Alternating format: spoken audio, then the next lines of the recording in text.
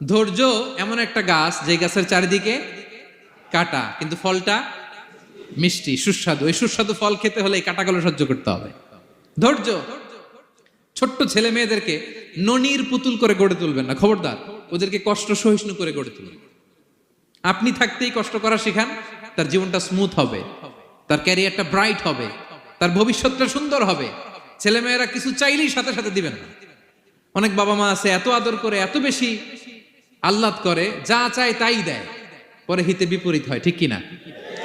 ছেলে মেয়েকে অভাব শেখান, ছেলে মেয়েকে কষ্ট শেখান, ওদেরকে সংগ্রাম শেখান, প্রতিকূল পরিবেশে কি করে টিকে থাকতে হয় এটার সবক শেখান। সেদিন লোকমান তাই করলেন, ছেলেরা সবর শিখাইলেন যে বাবা ধৈর্য ধারণ করো, আতঙ্কিত হবা না। জীবন এটা সহজ নয়, জীবন চলার পথ সহজ নয়, এটাকে সহজ করে নিতে